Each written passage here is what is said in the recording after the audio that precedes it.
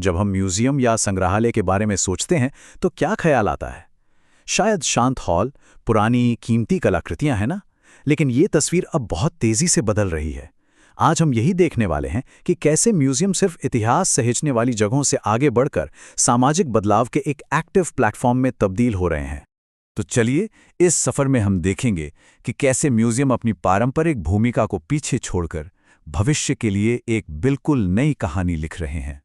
तो चलिए, सबसे पहले उस जमाने की बात करते हैं जब म्यूजियम को सिर्फ इतिहास को सहेजने वाली एक खामोश जगह के तौर पर ही देखा जाता था। देखिए, एक लंबे समय तक म्यूजियम का मुख्य काम सिर्फ 4 चीजें मानी जाती थीं।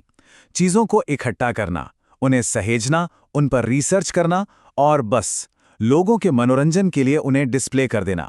उनका मकसद था इतिहास को संभाल कर रखना, उसे चुनौती देना नहीं। ये तस्वीर बिल्कुल उसी पुराने म्यूजियम की याद दिलाती है ना?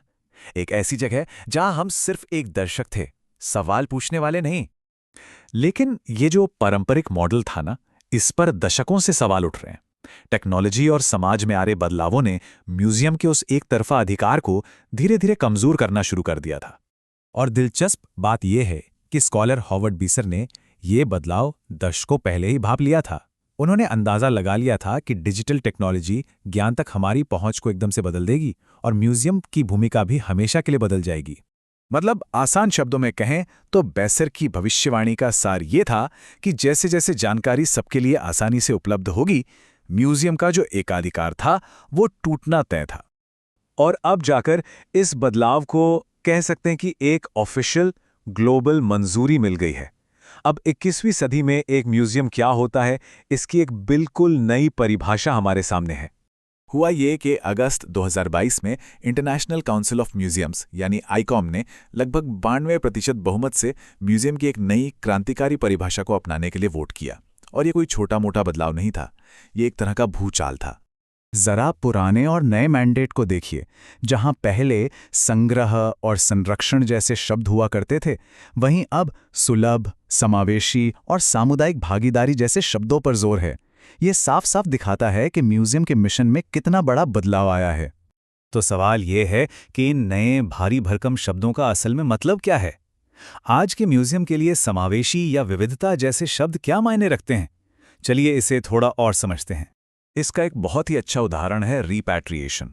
ये वो प्रक्रिया है जिसके जरिए म्यूजियम पुरानी गलतियों को सुधार रहे हैं और उन कलाकृतियों को लौटा रहे हैं जो औपनिवेशिक काल में दूसरे देशों से लाई गई थीं। ये एक तरह से मालिकाना हक की सोच पर ही सवाल उठाना है। और इसका सबसे ताज़ा और सटीक उदाहरण हमें फ्रांस में देखने को मिल रहा है, जहां इस पर जोर शोर से बहस हो रही है। बात सिर्फ चीजें लौटाने की नहीं है, बल्कि इस बात की भी है कि अब इतिहास की कहानियां कौन सुनाएगा और कैसे सुनाएगा। इसी तरह पहुंच और समावेश अब म्यूजियम के मिशन का एक जरूरी हिस्सा है। और ये सिर्फ व्हीलचेयर रैंप बनाने तक ही सीमित नहीं है। अब तो म्यूजियम एआई जैसी टेक्नोलॉजी का इस्तेमाल कर रहे हैं। साइन लैंग्वेज का रियल टाइम ट्रांसलेशन हो रहा है। दृष्टिबाधित लोगों के लिए ऑडियो में चीजें समझाई जा रही हैं ताकि हर कोई इस अनुभव का हिस्सा बन सके। और अब आते हैं कहानी के सबसे रोमांचक हिस्से पर, ये कि कैसे इस नई सोच को दुनिया के अगले बड़े म्यूजियम की नींव में ही डाल दिया गया है। व्हाइट वॉल आर्ट का ये कोटेशन इस बात को बिल्कुल सही ढंग से बताता है। 2026 में जो म्यूजियम खुलने वाले हैं वो इस बदलाव का सबसे बड़ा सबूत हैं। वो अब सिर्फ कला रखने वाले डिब्बे नहीं, बल्कि बातचीत और बदलाव के लिए एक एक्टिव प्लेटफॉर्म है। जैसे गुगनहाइम अबू धाबी को ही ले लीजिए। ये जानबूझकर कला के इतिहास की पारंपरिक पश्चिमी कहानी को चुनौती दे रहा है।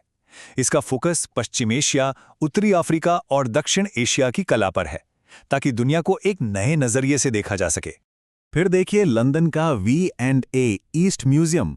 इसका मिशन ही समुदाय के साथ जुड़ना है और उन कहानियों को आवाज देना है जिन्हें अक्सर नजरअंदाज किया गया है। मतलब अब म्यूजियम लोगों तक जा रहा है, ना कि लोगों के आने का इंतजार कर रहा है। और शायद सबसे ज्यादा असरदार उदाहरण है इराक के मौसुल म्यूजियम का। आईएसआईएस ने इसे तबाह कर दिया था और अब इसका दोबारा खुलना सिर्फ एक इमारत की मरम्मत नहीं है, ये सांस्कृतिक विरासत की ताकत, उम्मीद और एक नए जन्म का प्रतीक है। तो आखिरी सवाल यही उठता है कि आज की दुनिया में जहां हर संस्था से उम्मीद की जाती है कि वो चुप न रहे, कोई स्टैंड ले, वहां म्यूजियम अपनी जगह कैसे बनाए रख सकते हैं?